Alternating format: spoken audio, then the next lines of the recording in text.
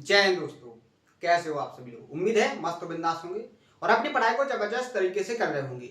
अपना ज्योमेट्री का जो सेशन चल रहा है, इसमें जो लास्ट का सेशन हुआ था, लास्ट के सेशन में मैंने आपको क्या पढ़ाया था, रोम्बस। क्या पढ़ाया था, रोम्बस। मैंने इससे पहले आपको पैरेललोग्राम बहुत अच्छे से कंप्लीट करवाया है। पैरेललोग्राम के हर एक टाइप को बहुत अच्छे से मैंने आपको प्रैक्टिस भी करवाया है। हर एक टाइप के कॉन्सेप्ट को बहुत अच्छे से समझाने की कोशिश की है। हर एक कॉन्सेप्ट को विद प्रूफ के साथ समझाया। उसके बाद क्वाड्रिलेटरल का जो नेक्स्ट टॉपिक था वो रोम्बस था। रोम्बस को मैंने लास्ट के सेशन में बिल्कुल बेसिक से समझाया था कि इसका बेसिक डायग्राम क्या होता है, बेसिक प्रॉपर्टीज इसकी क्या होती हैं, बेसिक कॉन्सेप्ट आपके क्या होते हैं, बेसिक जो की पॉइंट्स होते हैं जिनसे आप आगे कॉन्सेप्ट को क्रिएट करोगे। ये सारी की सारी जो बेसिक आपका होता है रोम्बस से रिलेटेड जितने भी टाइप का बेसिक बन सकता था, पूरा बेसिक मैंने आपको लास्ट के सेशन में कंप्लीट करवाया था। हर एक तरीके से मैंने आपको रोम्बस को समझाने की कोशिश की थी और मैंने आपसे बोला था कि जो आपका ये रोम्बस है, रोम्बस से जो क्वेश्चन होते हैं वो ज्योमेट्री टॉपिक से तो बहुत कम क्रिएट होते हैं, लेकिन रोम्बस टॉपिक से आपकी जब मेंसुरेशन की बारी आती है तो उससे क्वेश्चन बहुत ज्यादा क्रिएट होते हैं, क्योंकि रोम्बस में कैलकुलेटिव कॉन्सेप्ट बहुत ज्यादा है। तो इससे जो क्वेश्चन क्रिएट होते हैं वो होते हैं आपके मेंसुरेशन में। तो आपको जो बेसिक है, जो एडवांस लेवल तक का जो आपके कॉन्सेप्ट है, उनको जो डिटेल में पढ़ने का मौका मिलेगा वो ज्योमेट्री के अंदर मिलेगा। यानी कि ज्योमेट्री में आपको रोम्बस का जितना भी बेसिक है, जितना भी एडवांस लेवल के कॉन्सेप्ट बन सकते थे, हर एक तरीके के कॉन्सेप्ट को आपको ज्योमेट्री के अंदर समझना है, उसको प्रैक्टिस करना है और उसको ज्यादातर जो क्वेश्चन आपको देखने को मिलेंगे वो मेंसुरेशन में देखने को मिलेंगे। वहां पर आपके एरिया से रिलेटेड क्वेश्चन पूछे जाएंगे, वहां पर आपका पेरीमीटर से रिलेटेड कॉन्सेप्ट पूछे जाएंगे, वहां पर आपके डायगोनल से रिलेटेड क्वेश्चन पूछे जाएंगे। तो वो सारे के सारे क्वेश्चन आप बहुत आसान तरीके से सॉल्व कर लोगे जब आप ज्योमेट्री के अंदर रोम्बस के हर एक टाइप को बहुत अच्छे से कंप्लीट कर लोगे, हर एक कॉन्सेप्ट को बहुत शानदार तरीके से क्या करोगे, कंप्लीट करोगे। तो सबसे पहले तो मैं आपको एक बात बताना चाहता हूं कि जो मैं आपको डेली वर्क दे रहा हूं उसको आप बहुत ध्यान से कर रहे हो, तो आप ये मान के चलिए कि आपकी जो सफलता है वो बहुत जल्द ही आपके पास आने वाली है, क्योंकि आपको जो वर्क मिल रहा है वो आप डेली टू डेली कर रहे हो। इससे मुझे बहुत ज्यादा खुशी है, क्योंकि जब मैं मेहनत करता हूं और उस मेहनत के तरीके को आप फॉलो करते हो तो मुझे ऑटोमेटिकली और ज्यादा मेहनत करने का जुनून आता है और अच्छे से हर एक तरीके के कंटेंट को आप तक पहुंचाने का मन करता है।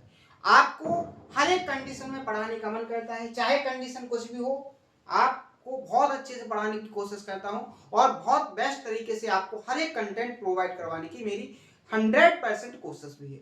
ठीक है, तो आप लोग बहुत अच्छे से मेहनत कर रहे हो। आपकी मेहनत के लिए मैं दुगनी मेहनत, 4 गुनी मेहनत करने के लिए तैयार हूं। आपका सिलेक्शन दिलाना मेरी सबसे बड़ी जिम्मेदारी है और मैं इसको बहुत अच्छे से अदा करूंगा।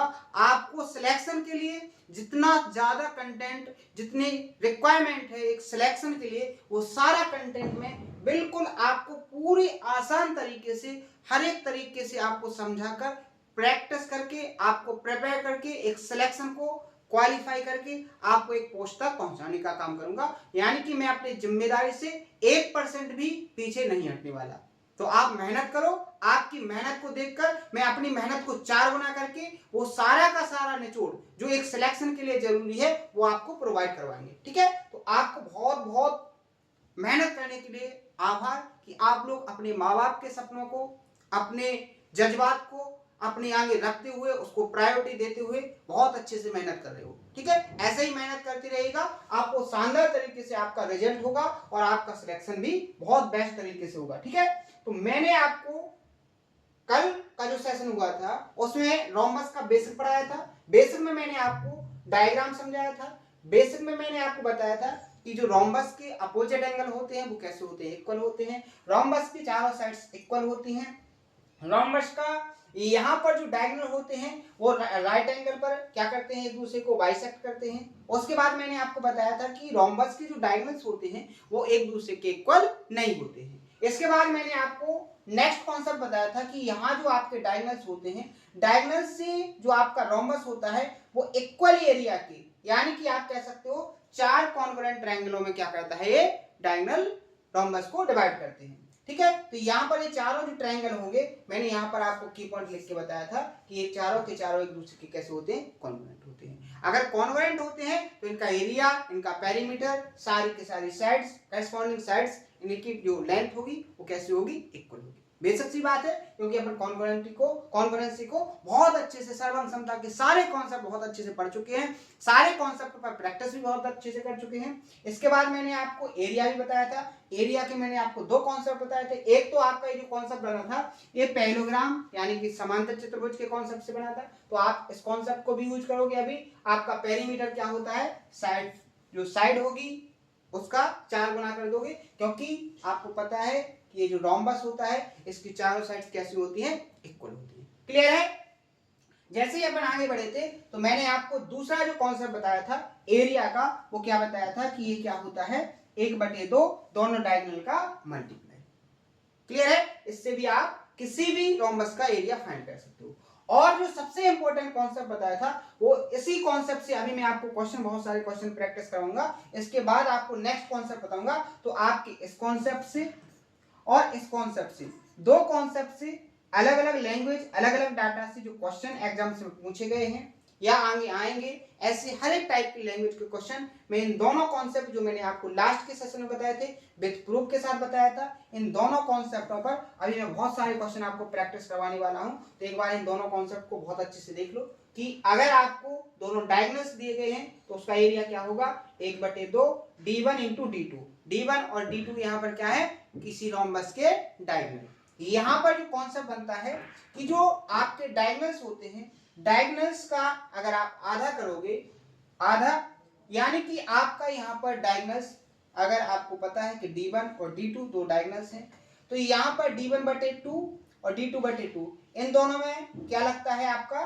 पाइथागोरस थ्योरम लगता है। तो यहाँ से आपका ये कॉन्सेप्ट निकल के आता है। तो इस पर भी आपके बहुत सारे क्वेश्चन सॉल्व होने वाले हैं। क्लियर है? बहुत ही इंपॉर्टेंट कॉन्सेप्ट है, शानदार कॉन्सेप्ट है, बहुत सारे क्वेश्चन क्रिएट होते हैं एग्जाम में, आपको क्वेश्चन जरूर देखने को मिलेगा। तो आपको बहुत अच्छे से इसको प्रैक्टिस करना है, मेहनत के साथ पढ़ना है। तो सबसे पहले तो आपका आज का जो बैक होगा उस पर डिस्कस करेंगे।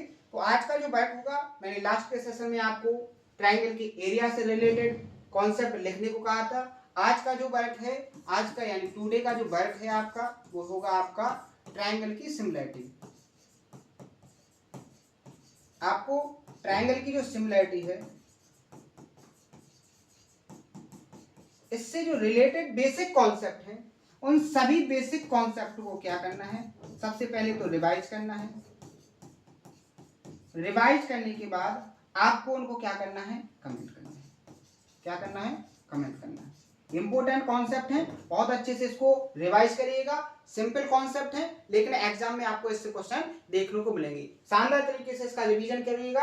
इसके बाद आपको क्या करना है, उसको कमेंट में करना है, जिससे मुझे पता चलेगा कि आप लोग क्या कर रहे हो, बहुत अच्छे से उसका रिवीजन कर रहे हो। ठीक है? उम्मीद है बहुत अच्छे से आपको समझ में आ गया होगा। अगर कोई नया स्टूडेंट है तो उससे गुजारिश करेंगे, उससे रिक्वेस्ट करेंगे, क्योंकि आप मेरे छोटे भाई के तरीके हो, तो आपको मैं गुजारिश भी कर सकता हूं, आपसे रिक्वेस्ट भी कर सकता हूं, क्योंकि आपको अपने माँ बाप के सपनों को पूरा करना है। तो आप पूरी तरीके से जितना अभी तक पढ़ाया गया है उनको बहुत अच्छे से कंप्लीट कर लीजिएगा। ठीक है? क्योंकि आपको आगे का तभी समझ में आएगा जब आपका पीछे का पूरा कंप्लीट होगा। क्लियर है? तो शानदार तरीके से पढ़िएगा, मेहनत करिएगा, रिजल्ट अपने आप आपका बेस्ट होगा। एक क्वेश्चन भी मैंने आपको कल के सेशन में प्रैक्टिस करवाया था, इसको एक बार आपने खुद से प्रैक्टिस जरूर किया होगा। अभी यहाँ से अपन आगे बढ़ेंगे, हर एक क्वेश्चन को प्रॉपर तरीके से समझेंगे, हर एक क्वेश्चन के अंदर के कॉन्सेप्ट को भी समझेंगे कि कैसे आपको ऑब्जर्व करना है और कैसे विद इन टाइम के अंदर आपको क्वेश्चन को सॉल्व करना है, कैसे कैलकुलेशन को करना है। ठीक है? शानदार तरीके से अपन को पढ़ना है। कोई डाउट हो तो उसको तुरंत के तुरंत कमेंट बॉक्स में बताएं। हर एक डाउट को मैं देखता हूं, हर एक डाउट को मैं खुद से आपको रिप्लाई करता हूं। हर एक डाउट को मैं, अगर कोई ऐसा डाउट होगा जिसको आपको कमेंट में समझाना पॉसिबल नहीं है, उस हर एक डाउट को मैं फिर से वीडियो के थ्रू आपको कंप्लीट करूंगा, लेकिन आपको पूछने की कोशिश हमेशा करना है। ठीक है? अगर छोटा भी डाउट है चाहे बड़ा डाउट है, अगर डाउट आपको आया है या तो उसको खुद से सॉल्व करने की कोशिश करो, अगर खुद से सॉल्व ना हो तो उसको पूछने की कोशिश आपको 100% करना है, यानी कि उसको छिपाने की कोशिश बिल्कुल भी नहीं करना है। क्लियर है? यहां देखो, अपन क्वेश्चन पे आते हैं। क्वेश्चन में क्या बोला गया है कि दी गई आकृति में ABCD एक क्या है, समचतुर्भुज है। ABCD समचतुर्भुज है, यानी कि ये समचतुर्भुज है, इसकी चारों की चारों साइड्स कैसी होंगी, इक्वल लेंथ की होंगी। क्लियर है? आगे देखो, आगे उसने क्या कहा है, आगे उसने बोला है कि BCE एक समद्विबाहु त्रिभुज है। BCE एक समद्विबाहु त्रिभुज है जिसमें BC बराबर किसके है, BC बराबर है आपका C के, यानी जो BC की लेंथ है वही CA की लेंथ है। क्लियर है? आगे देखो, CBE आपका कितना है, 84 डिग्री। CBE ये वाला जो एंगल है कितने डिग्री का है आपका, ये जो एंगल है आपका 84 डिग्री का है, यानी इस एंगल की जो वैल्यू है वो 84 डिग्री है। क्लियर है? आगे देखो, आगे बोला गया है कि ADC 78 है। ADC यानी ये कंप्लीट जो एंगल है ये 78 डिग्री है। आगे देखो, आगे बोला गया है कि आपको DCE का मान फाइंड करना है। देखो यहाँ पर आपको जो फाइंड करना है वो कौन से एंगल, DEC, यहाँ पर ये जो एंगल बना है इस एंगल की वैल्यू आपको फाइंड करनी है। समझ में आ गया? आपको इतना अभी तक समझ में आ जाना चाहिए कि एग्जामिनर ने आपको दिया क्या है और आपसे पूछा क्या है। आपको जो डाटा दिया है वो मैंने आपको डायग्राम में डिनोट कर दिया है, आपसे जो पूछा गया है उसको भी मैंने हाईलाइट कर दिया गया है। अब आपको यहाँ पर आपका जवाब कैसे निकलेगा उस पर बात करेंगे। तो सबसे पहले तो यहाँ पर देखो कि ये जो एंगल है वो कौन से ट्रायंगल में आ रहा है, तो आप देखो DCE इस ट्रायंगल के अंदर आ रहा है। तो आपको इसी ट्रायंगल के अंदर फोकस करके जो आपको डाटा दिया गया है उसको कैलकुलेट करना है।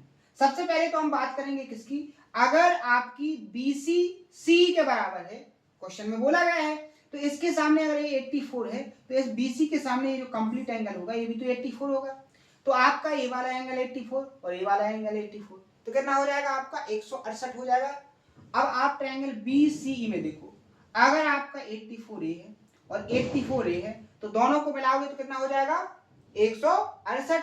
168 ट्रायंगल के तीनों एंगल का सम कितना होना चाहिए था आपका 180।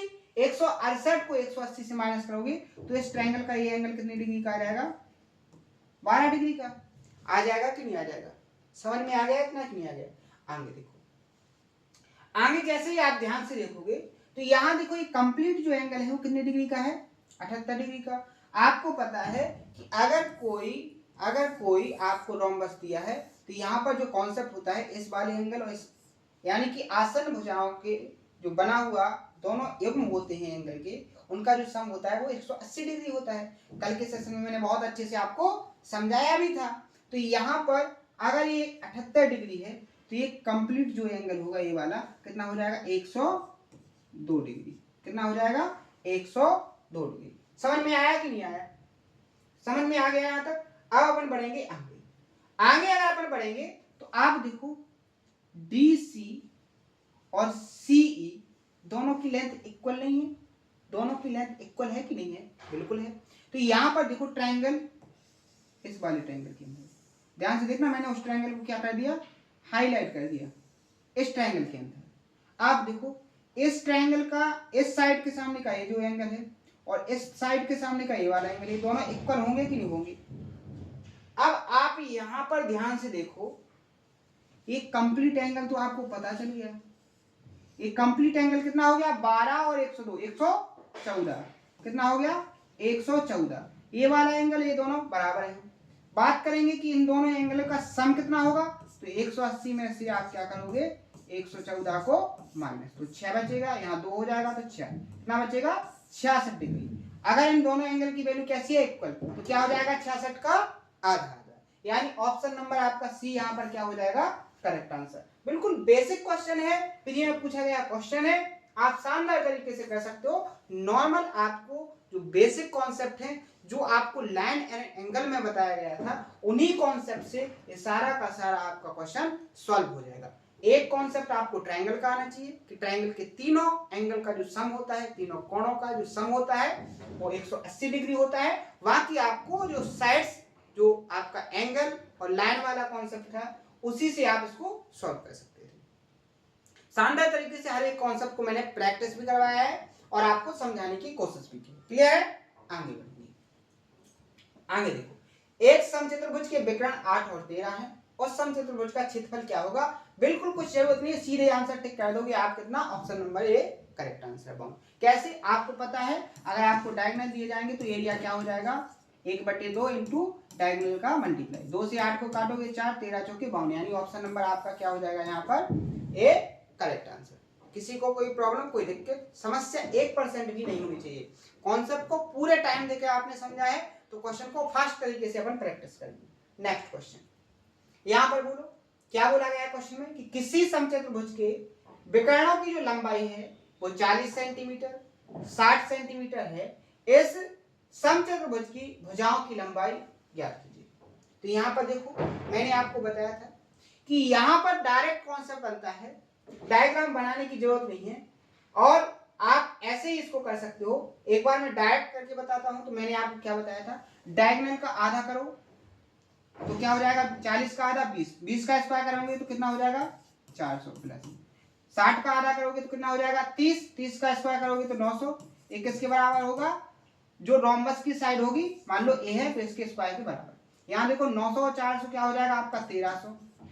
आपको क्या फाइंड करना है, साइड भुजा फाइंड करनी है। तो इसका रूट लोगे तो ए की वैल्यू क्या आ जाएगी रूट 1300, क्या आ जाएगी रूट 1300। 1300 को क्या लिख सकते हैं 13 गुणे 10 सॉरी 13 गुणे 100, 100 का बाहर क्या आ जाएगा 10, तो ए जो हो जाएगी वो आपकी क्या हो जाएगी 10 रूट अंडर रूट 13, यानी ऑप्शन नंबर यहाँ पर सी आपका क्या हो जाएगा करेक्ट आंसर। कैसे उसको समझ लो।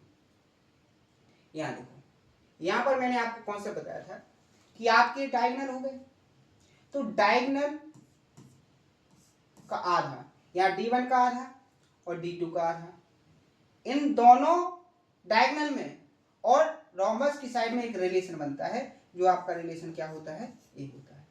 डायगोनल का आधा करके उसका स्क्वायर करो प्लस दोनों डायगोनल के आधा करके उसका स्क्वायर किसके बराबर होगा आपका, देखो यहाँ पर D1 का स्क्वायर D1/2 का स्क्वायर क्या हो जाएगा D1/4 प्लस D2 का स्क्वायर बटे 4, ये किसके बराबर होगा ए स्क्वायर के।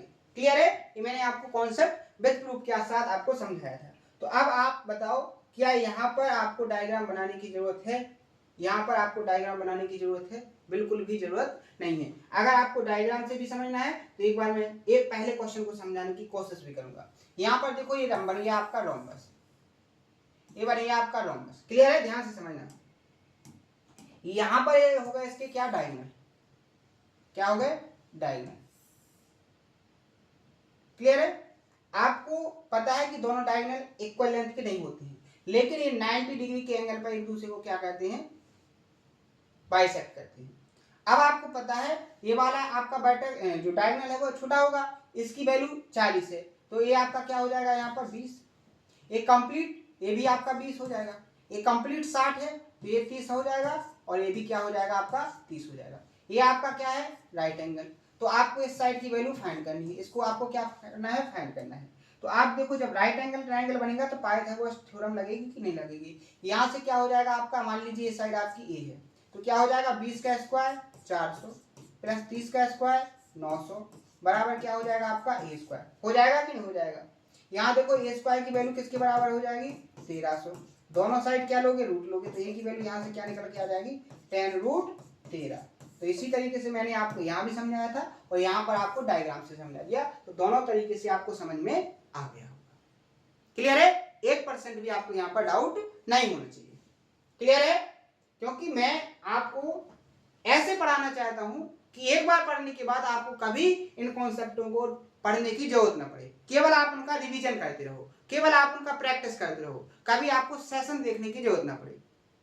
जितने भी टाइप से आपको समझाया जा सकता है, जितने भी टाइप से आपको समझ में आएगा, हर एक तरीके से मैं आपको समझाऊंगा। बस आपको इतनी ही मेहनत करना है कि जो मैं आपको पढ़ा दूं वो पूरा का पूरा आपको कंप्लीट होना चाहिए, उसमें आपका कुछ भी कॉन्सेप्ट नहीं छूटना चाहिए, ना ही कोई भी क्वेश्चन एस्केप होना चाहिए। ठीक है, आगे बढ़े। नेक्स्ट क्वेश्चन देखो यहाँ पर क्या बोला गया है। यहाँ बोला गया कि एक समचतुर्भुज का एक विकर्ण दूसरे विकर्ण का 70% है। बात करेंगे 70% की फ्रैक्शन वैल्यू की। ये सारे के सारे अपन को मैथमेटिक्स में पढ़ना है परसेंटेज, इसकी फ्रैक्शन कैसे निकालें, परसेंटेज को फ्रैक्शन में कैसे कन्वर्ट करें, फ्रैक्शन को परसेंटेज में कैसे करें। लेकिन यहाँ पर आपको ध्यान रखना है जब भी परसेंटेज हटता है 100 से भाग देती है, तो तो यहाँ पर इसकी स्टैंडर्ड फ्रैक्शन वैल्यू क्या आ जाएगी 7/10। यानी कि अगर आपके D1 और D2 दो डायगोनल्स हैं, अगर आपका D1 डायगोनल 10 है तो D2 कितना होगा आपका 7, इनका रेशियो क्या हो गया 7/10। यहाँ देखो आपसे क्वेश्चन में क्या बोला गया है, आपसे बोला गया है कि यहाँ पर समचतुर्भुज का क्षेत्रफल, अब आपको मान लीजिए एक विकर्ण 10 हो गया, एक 7 हो गया, तो एरिया क्या हो जाएगा 1/2, दोनों विकर्ण का मल्टीप्लाई। रेशियो किससे फाइंड करना है, विकर्ण की बड़े विकर्ण की लंबाई के वर्ग का। बड़े विकर्ण, बड़ा विकर्ण क्या है आपका 10, बड़ा विकर्ण आपका क्या है 10, इसका स्क्वायर करेंगे तो क्या हो जाएगा 10 का स्क्वायर। आप यहाँ पर देखोगे इसका रेशियो आपको बताना है, तो आप इसको सॉल्व कर लो, नॉर्मल सी बात है। यहाँ से 10 से एक 10 कैंसिल हो जाएगा कि नहीं हो जाएगा। यहाँ पर क्या हो जाएगा 7, ये 10 ऊपर जाएगा तो क्या हो जाएगा 20, तो रेशियो आपका क्या निकल के आ जाएगा आपका 7/20। क्या आ जाएगा 7/20, यानी ऑप्शन नंबर ए यहाँ पर क्या हो जाएगा आपका करेक्ट आंसर। कितने सिंपल क्वेश्चन है, लेकिन ये सिंपल सभी के लिए नहीं है। जिनने कॉन्सेप्ट को बहुत अच्छे से पढ़ा है, जिनने हर एक लैंग्वेज को समझा है, हर एक कॉन्सेप्ट उनको याद है, उन्हीं को ये क्वेश्चन सिंपल लग रहे होंगे। बाकी जिसने नहीं कंप्लीट किया है उसको इन क्वेश्चनों में भी बहुत ज्यादा बोरियत हो रही होगी। लेकिन मैं आपसे बोल दूं ये क्वेश्चन बहुत सिंपल है, बेसिक क्वेश्चन है, बेसिक कॉन्सेप्ट पर बेसिक क्वेश्चन है। अभी मेंस लेवल के क्वेश्चन अपने लास्ट में आएंगे, जो अब जो सीट खत्म होने वाली है लास्ट में, जो अपने सारे जो आपने क्वाड्रिलेटरल से रिलेटेड जो कॉन्सेप्ट पढ़े हैं, आप अभी तक क्या क्या पढ़ चुके हो।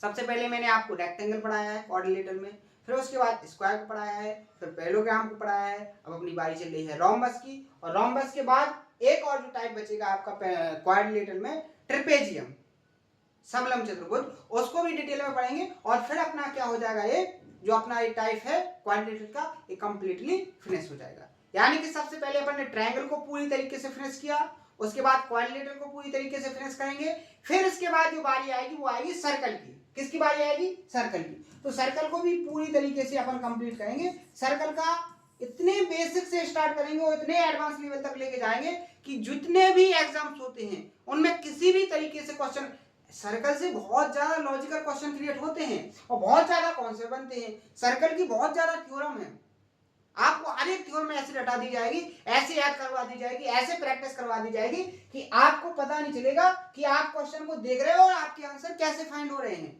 आपको हर एक थ्योरम को बहुत अच्छे से प्रैक्टिस करूंगा, क्योंकि हर एक स्टूडेंट जो नहीं कर पा रहा वो मैं आपको करवाने की कोशिश करूंगा। वो सारी की सारी प्रैक्टिस जो हर एक स्टूडेंट केवल सर्च करने में लगा है, वो केवल सर्च करता है, उसको कर नहीं पाता है, वो सारी की सारी चीजें मैं खुद से सर्च करके आपको प्रैक्टिस करवा दूंगा, आपको उनसे आगे और टॉप लेवल तक पहुंचाऊंगा। समझे? जो एक स्टूडेंट है जो और अदर जगह पर पढ़ रहा है, वो क्या काम कर रहा है, कॉन्सेप्ट को सीखने के बाद क्वेश्चनों को सर्च करने में लगा है। यानी कि जो टीचर्स का काम है वो खुद करने पड़ रहा है उसको, एक आपको कि आपको सारा का सारा जो कंटेंट है वो आपको सर्च करके मैं खुद प्रैक्टिस आपको करवा रहा हूं। एक बार आपको खुद करना है तो आपके इतनी अच्छे से पकड़ बन जाएगी हर एक कंटेंट पर, हर एक कॉन्सेप्ट पर, कि आप क्वेश्चन को देखोगे और आपका आंसर फाइंड हो जाएगा। क्लियर है? तो यही आपका डिफरेंस है कि बेस्ट तरीके से आपको प्रिपरेशन कैसे करनी है। क्लियर है? नेक्स्ट क्वेश्चन यहां देखो क्या बोला गया है कि एक समचतुर्भुज की एक भुजा कितनी है 26 सेंटीमीटर, यानी कि जो रोम्बस दिया है, रोम्बस की जो साइड है वो कितनी है आपकी 26 सेंटीमीटर। क्या है 26 सेंटीमीटर। आगे देखो क्या बोला गया है क्वेश्चन में, आगे बोला गया है कि इसका एक डायगोनल कितना दिया है आपको 48 सेंटीमीटर। समचतुर्भुज का आपको क्षेत्रफल फाइंड करना है। अब आपको जो रोम्बस होता है उसके दो ही एरिया वाले कॉन्सेप्ट पढ़े हैं, या तो आपको एक साइड पता चल जाए और उन दोनों जो साइड हैं, क्योंकि आपको पता है कि रोम्बस की चारों साइड्स कैसी होती हैं, इक्वल, और उन साइड्स के बीच का आपको एंगल पता चल जाए तो आपको क्या कर सकते हो, उसका एरिया फाइंड कर सकते हैं। या फिर आपको दोनों डायगोनल पता चल जाए तब भी आप एरिया फाइंड कर सकते हो। तो यहाँ पर आपको केवल एक साइड दी गई है और आपको एक डायगोनल दिया गया है, इनकी हेल्प से आपको एरिया को फाइंड करना है। तो सबसे पहले तो मुझे जो आसान लग रहा है वो आसान यही लग रहा है कि आप साइड का रेशियो निकाल के फिर एंगल निकालोगे, यानी लेंथ ही हो जाएगा। तो आप क्या करो, वैसे आप एंगल को भी निकाल सकते हो, यहां से साइड को भी निकाल सकते हो, विकर्ण को भी निकाल सकते हो, सारे कॉन्सेप्ट आपके हो चुके हैं। लेकिन जो सिंपल तरीका है उसको अपन को फॉलो करना है, क्योंकि अपना जो क्वेश्चन है उसका आंसर अपन को विद इन टाइम के साथ चाहिए, यानी कि 5 से 6 सेकंड में निकालना है। तो यहाँ पर जो आसान तरीका लगा मुझे ये लगा कि आपको साइड दिया है और एक विकर्ण दिया है आपको साइड और डायगोनल में मैंने एक रिलेशन बताया है कि जो डायगोनल का आधा होता है उसका स्क्वायर कर दो, दोनों डायगोनल का स्क्वायर कर दो। अगर D1 और D2 आपके दो डायगोनल हैं तो इनका स्क्वायर करके ये किसके बराबर हो जाता है, आपका साइड्स के स्क्वायर के बराबर हो जाता है। ये मैंने आपको कॉन्सेप्ट बताया है। अब इसी कॉन्सेप्ट से आप डायगोनल को निकाल सकते हो, क्योंकि आपको एक डायगोनल दिया है, 48 का आधा करोगे तो क्या हो जाएगा, 24 का स्क्वायर। क्या हो जाएगा, 24 का स्क्वायर प्लस दूसरा डायगोनल आपको फाइंड करना है। क्या करना है, दूसरा डायगोनल आपको फाइंड करना है। आप यहां आगे देखो, ये क्या हो जाएगा आपका ए स्क्वायर। ए स्क्वायर आपको क्या दिया है, 26 का, साइड क्या है 26, तो ये क्या हो जाएगा आपका 26 का स्क्वायर। यहां देखो कुछ कॉन्सेप्ट आपको नजर आएगा, क्या आएगा नजर, यहां पर एक ट्रिपलेट्स नजर आ रही, 24 और 26 यानी 12 और 13, तो 5 12 और 13, 5 12 और 13, ये तो ट्रिपलेट्स होती है। मैंने क्या बोला था, बहुत ही इंपॉर्टेंट स्पेशल मैंने कॉन्सेप्ट करके एक ट्रिपलेट्स का कॉन्सेप्ट बताया था, जिसमें हर एक एग्जाम में क्वेश्चन क्रिएट हो रहा है। आप यूपीएससी का सीसर देख लो, अभी 2025 में एक क्वेश्चन क्रिएट हुआ था और सिंपल ट्रिपलेट्स पर हुआ था। तो आपको ट्रिपलेट्स बहुत अच्छे से याद करनी है, तो ये ट्रिपलेट्स मैंने बताई है। यहाँ देखो इसी का क्या कर दिया गया है, दुगना, तो 12 का दुगना 24, तो 5 का दुगना क्या हो जाएगा, यहाँ पर क्या हो जाएगा आपका 10, क्या हो जाएगा यहाँ पर आपका 10, तो यहाँ क्या हो गया आपका 10 का स्क्वायर हो जाएगा कि नहीं हो जाएगा। अब ध्यान से देखो, ये 26 का स्क्वायर। अब आप यहाँ बताओ आपको क्या फाइंड करना है, एरिया। एरिया बेसिकली होता क्या है, 1/2 डायगोनल, एक डायगोनल ये 24, डायगोनल पर क्या था 48, 48 का आधा क्या है यहाँ पर 24, यानी पहला डायगोनल अपना क्या है 48। यहाँ देखो डायगोनल का आधा कितना है 10, तो आपका क्या हो जाएगा यहाँ पर डायगोनल कितना हो जाएगा 20, 10 का दुगना 20, क्योंकि यहाँ क्या होता है डायगोनल का आधा का स्क्वायर। यहाँ ये जो रिलेशन है ये भी डायगोनल का आधा है, ये भी डायगोनल का आधा है, लेकिन अपन को एरिया में क्या चाहिए, कंप्लीट डायगोनल। तो अगर ये 24 48 का आधा था तो 10 भी 20 का आधा होगा, तो यहाँ डायगोनल क्या हो जाएगा 48 और 20, एरिया क्या हो जाएगा 20 को काटेंगे 10, तो एरिया आपका आ जाएगा 480 सेंटीमीटर स्क्वायर। यहाँ पर आप बताइए यहाँ क्या डायग्राम बनाने की जरूरत है। एक जो बेसिक स्टूडेंट होगा ना, जो बेसिक से करेगा, जिसको वो सारे के सारे ये जो मैंने आपको कॉन्सेप्ट पढ़ाए ना, ये जो मैंने आपका पूरा टाइम लेके पूरी तरीके से एक्सप्लेन किया है ना, ये सारे के सारे जो कॉन्सेप्ट मैंने सबसे पहले एक्सप्लेन किए, ये जिसने नहीं पढ़े होंगे, क्या वो बिना डायग्राम बना के, इन डायग्रामों को बिना बनाए ऐसे क्वेश्चन को सॉल्व कर पाएगा, बिल्कुल भी नहीं कर पाएगा। तो आप अपने ऊपर बिलीव करो, भरोसा रखो अपने आप पर, पेशेंस रखो और प्रैक्टिस पर ध्यान दो। इन पर आप बहुत अच्छे से काम करो, मेहनत करो। आपको ऐसा कंटेंट मिल रहा है और इतनी आसान तरीके से समझाया जा रहा है कि आप ये मान के चलो कि आप कितने भी कमजोर क्यों ना हो, आपकी हर एक कमजोरी को ध्यान में रखकर आपको पूरी तरीके से मजबूत बनाने की कोशिश की जा रही है। तो आप सेशन को अगर पसंद आए तो उनको ज्यादा से ज्यादा शेयर करने की कोशिश करो। हर एक दिन आप क्या काम करो, 10 से 20 लोगों को शेयर करो, जिससे क्या होगा कि जो लोग नहीं पढ़ पा रहे उनको भी थोड़ी हेल्प हो जाए, वो भी पढ़ सके। क्योंकि अपन को क्या है, जैसे मैं आपको अभी 10 लोगों को पढ़ा रहा हूँ, उसके बाद मैं 100 लोगों को भी पढ़ा सकता हूँ। पढ़ाना तो वही है, लेकिन उससे क्या होगा कि अभी आप 10 पढ़ रहे हैं तो 10 का सिलेक्शन होगा, 100 पढ़ेंगे तो 100 का सिलेक्शन होगा, समझ। यानी कि आप एक काम कर सकते हो कि आपकी एक शेयर करने से हो सकता है किसी की लाइफ बदल जाए, किसी की लाइफ बदल जाए। तो आपका भी क्या हो गया, एक उसकी सफलता में आपका एक योगदान हो गया। ठीक है, ये बहुत बड़ी चीज है आपके लिए। तो आप ऐसा काम जरूर किया करो। आपको क्या करना है, ज्यादातर लोगों से जुड़ने की कोशिश करना है। मेरा भी टारगेट यही है कि आपकी सफलता मिल जाए और हम आपसे जुड़ जाएं, आपको मेरी मेहनत के द्वारा सफलता मिल जाए, कि आपको वो सारा कंटेंट मिल जाए जिससे आप एक सिलेक्शन को ले सकते हो। तो आपको जब सफलता मिल जाएगी तो आप ऑटोमेटिकली हमसे जुड़ जाओगे। ठीक है, तो आप लोगों से जुड़ने की कोशिश करो। आप जो भी माध्यम हो, जैसे भी आप जुड़ सको, जो भी आपके पास पॉसिबल है कि आप लोगों के साथ जुड़ो, वो आप सारे के सारे रास्ते फॉलो करो। ठीक है, तो उम्मीद है आप लोग बहुत अच्छे से इसको शेयर करोगे। ठीक है, क्योंकि मेहनत को पूरी तरीके से अपन को यूटिलाइज करना है, उसका पूरा का पूरा यूज होना चाहिए। क्लियर है, समझ में आ गया। नेक्स्ट क्वेश्चन, यहां देखो क्वेश्चन में क्या बोला गया है कि एक समचतुर्भुज के आकार वाले मैदान का क्षेत्रफल, बहुत मजा आ रहा होगा आपको ऐसे क्वेश्चन सॉल्व करने में, क्योंकि कॉन्सेप्ट आपने बहुत अच्छे से समझ ली थी। यहां पर भी बोला गया है कि ये क्या है, आपका रोम्बस है और रोम्बस का एक जो साइड है वो कितनी है 146 मीटर और इसका जो डायगोनल है वो क्या है 192 मीटर। क्लियर है। आपको यहाँ पर जो फाइंड करना है वो क्या करना है, एरिया फाइंड करना है और हेक्टेयर में फाइंड करना है। तो सबसे पहले तो आप एरिया निकालो, एरिया निकालो। एरिया कैसे, देखो ये जो क्वेश्चन था ना, ये जो क्वेश्चन था इसमें साइड दी थी और विकर्ण दिया था। यहां भी उसने क्या काम किया, साइड को दिया और विकर्ण को दिया, यानी कि साइड दी और डायगोनल दिया। और यहां पर थोड़ा चेंजेस क्या किया लैंग्वेज में, यहां नॉर्मल उसने एरिया पूछ लिया, नॉर्मल एरिया पूछा। लेकिन यहां पर चेंजेस क्या हो गया, यहां एरिया के साथ साथ उसने एक कंडीशन लगा दी कि आपको हेक्टेयर में चाहिए। किसमें चाहिए, हेक्टेयर में चाहिए, यानी थोड़ा चेंज कर दिया। तो यहां से क्या आप सेंस लगा पा रहे हो कि क्वेश्चन को कैसे मॉडिफाई करता है एग्जाम। कॉन्सेप्ट तो वही लगना है जिससे आप क्वेश्चन को सॉल्व कर चुके हो, लेकिन थोड़ा इसमें चेंजेस हो गया है। तो सबसे पहले अपन उस कॉन्सेप्ट को फॉलो करेंगे। तो यहां क्या हो जाएगा आपका 192 का आ रहा, क्या हो जाएगा यहाँ पर 96, इसका स्क्वायर किसके बराबर होगा, प्लस दूसरा जो डायगोनल होगा उसका आधी का स्क्वायर करेंगे और ये बराबर आपका किसका हो जाएगा 146 के स्क्वायर की। हो जाएगा कि नहीं हो जाएगा। कौन से कॉन्सेप्ट से भाई बहुत बार समझा चुके, देखो एक्सप्लेन कर चुके, देखो इसी में किया था, यहाँ पर इसी कॉन्सेप्ट से। आप देखो यहाँ पर, यहाँ देखो क्या यहाँ पर कुछ आपको समझ में आया, बिल्कुल आया होगा, क्यों नहीं आया होगा। यहाँ देखो 96 ये 48 का लग रहा है मुझे, ये 48 हो गया, ठीक है।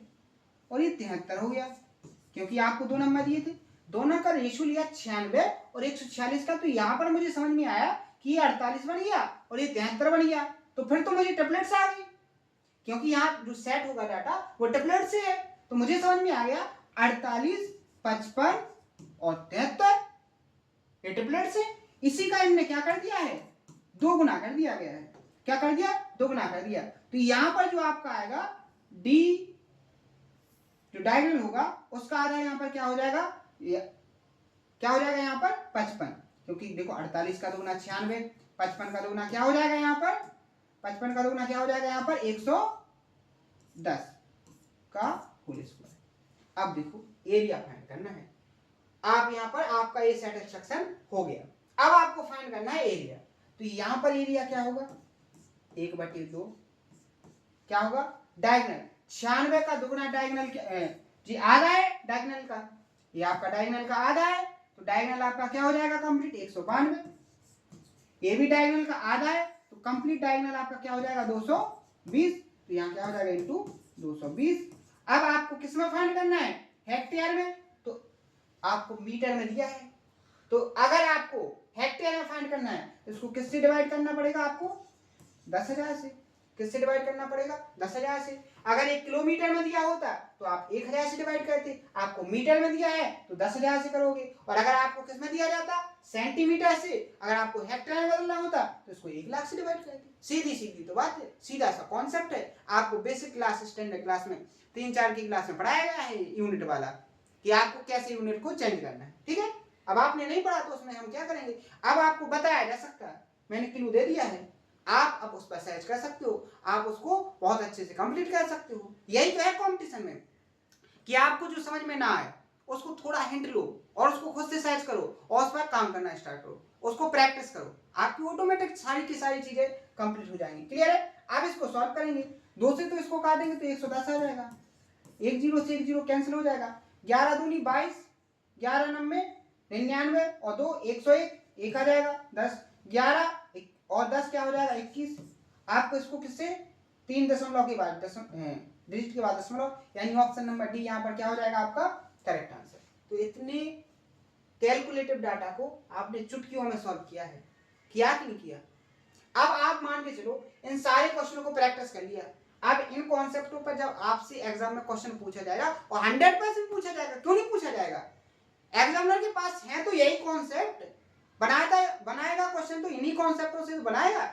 उसके पास क्या कॉन्सेप्ट अलग से आएंगे क्या, बस वो क्या करेगा लैंग्वेज को चेंज कर सकता है, वो कैसे भी कर ले, आप कॉन्सेप्ट को ऑब्जर्व कर सकते हो, क्योंकि आप बहुत सारे क्वेश्चन प्रैक्टिस करके जा रहे हो। तो यही तो तरीका है। जैसे एक एग्जामिनर के पास जो मैथ है, मैथ के अंदर जो कॉन्सेप्ट है उन्हीं से तो क्वेश्चन क्रिएट होंगे, वो सारे के सारे कॉन्सेप्ट आप कंप्लीट कर रहे हो। फिर एग्जामिनर क्वेश्चन करेगा तो करेगा कहां से क्रिएट, इन्हीं कॉन्सेप्टों से। तो आप कर सकते हो सॉल्व की नहीं कर सकते हो, ठीक है। तो आसान तरीके से आप समझो बात को कि आपको केवल मेहनत करने की जरूरत है, आपको कंपटीशन को अपने ऊपर हावी होने की जरूरत नहीं है कि आप कंपटीशन को सोच रहे हो इतने फॉर्म भरेंगे, इतने बच्चे पेपर देंगे, इतने बच्चे क्वालिफाई करेंगे, फिर हमारा नंबर कहाँ आएगा। उसको छोड़ो, हटाओ, उससे कोई दिक्कत नहीं है। आप तो मेहनत करो और अपने आप को तराशो, 100% सिलेक्शन होगा आपका, क्यों नहीं होगा। मेहनत करोगे तो 100% होगा। अगर मेहनत नहीं करोगे, लापरवाही करोगे, तो फिर देख लो, वो आप फिर समझते हो, फिर तो यही होता है कि पेपर सबका सही जाता है, केवल रिजल्ट बेकार आता है। पेपर सभी के सही जाते हैं। एक फेल होने वाला स्टूडेंट भी कहेगा जब पेपर दे के आएगा, अरे बढ़िया गया पेपर, कोई दिक्कत नहीं। और एक टॉप वाला बच्चा भी कहेगा हाँ ठीक गया पेपर, कोई दिक्कत नहीं, अब देखते हैं रिजल्ट में क्या होता है। रिजल्ट ही खराब आता है। और रिजल्ट किसका खराब आता है, जो पहले से पढ़ के नहीं गया है, समझे। तो वही है, जैसे आज से अगर हम पढ़ना बंद कर देंगे तो हमारा भी रिजल्ट खराब आएगा। है तो वही का भाई, जो गेम है वो तो है प्रैक्टिस का। जो जितनी ज्यादा प्रैक्टिस करेगा उतना ज्यादा उसको नॉलेज होगा, उतने आसान तरीके से वो सॉल्व कर लेगा, उतने आसान फास्ट तरीके से वो उसको कैलकुलेट कर लेगा, ठीक है। वही तरीके हैं, उनको फॉलो करो आप लोग, कोई दिक्कत नहीं होगी। क्वेश्चन को देखेंगे, क्वेश्चन में क्या बोला गया है कि एक समचतुर्भुज के दो विकर्ण हैं, एक तो 9 सेंटीमीटर का और एक 40 सेंटीमीटर का।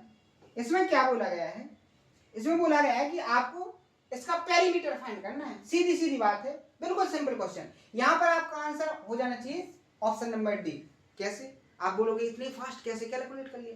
बिल्कुल देखो, यहां पर मैंने रिलेशन बताया है कि अगर विकर्ण दिए हैं, विकर्ण का आधा करो और उसका स्क्वायर कर दो, प्लस 40 का आधा करो और उसका स्क्वायर कर दो, तो ये आपका साइड के स्क्वायर के बराबर होता है।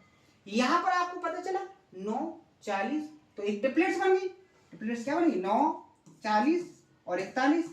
यहाँ इसका आधा किया गया तो यहाँ भी इसका आधा किया गया, यहाँ आधा तो यहाँ भी आधा कर दो, ये भी स्क्वायर के बराबर हो जाएगा। तो यानी आपका जो साइड होगी वो क्या आ गई, यहाँ से डायरेक्ट आपको पता चल गया कि जो साइड आ गई वो 2, 41/2 आ गई। आपको पेरीमीटर यानी कि रोम्बस की जो चारों साइड्स होती हैं वो इक्वल होती हैं। पेरीमीटर यानी 4 से मल्टीप्लाई, 2 से यहाँ मल्टीप्लाई होगा, 2 से इसको डिवाइड करेंगे 4 को तो 2 आ जाएगा, और 41 का जब 2 से मल्टीप्लाई करेंगे तो ऑप्शन नंबर डी यहाँ क्या हो जाएगा आपका करेक्ट आंसर। कोई दिक्कत होगी, क्वेश्चन देखते ही सॉल्व करोगे, माइंड में सारी कैलकुलेशन हो जाएगी।